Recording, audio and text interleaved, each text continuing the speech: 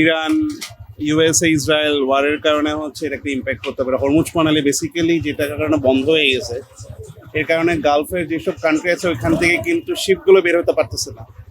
আর বের হতে না পারলে আমাদের এখানে ফুয়েল আর জ্বালানি যেগুলো আছে এগুলোতে একটা ইম্প্যাক্ট করবেই, যেহেতু অলরেডি দেওয়াই আছে 30 থেকে 40 দিনের মজুদ আছে।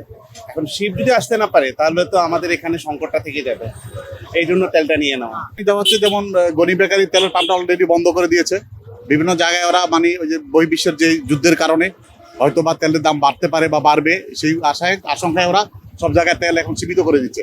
যেমন এই পাম্পে মাত্র 200 টাকার বেশি তেল দিচ্ছে না, এটা হলো মূল কারণ। মানে বহির্বিশ্বের যে যুদ্ধের কারণে হয়তো এই ডিসিশনটা ওরা নিয়েছে।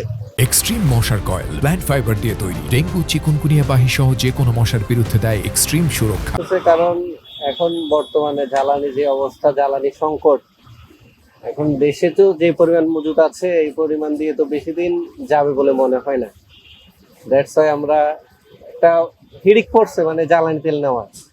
এখন কয়েকটা পেট্রোল পাম্প ঘুরে শেষে এখন এখানে এলে পেলাম আর কি। তারপর আমার হচ্ছে রিজার্ভে চলতেছে, কখন যে শেষ হয়ে যাবে বাইক ঠেলে ঠেলে যেতে হবে অজানা। এটা সুযোগে বাঙালি বলা যায়, আর কিছু না।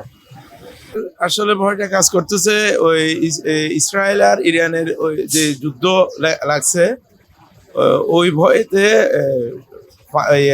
বন্ধ হয়ে গেছে তো তেলের ইয়েটা, ফ্লোটা বন্ধ হয়ে যাওয়াতে আশঙ্কা করতেছে যে তেলের দাম বেড়ে যাবে।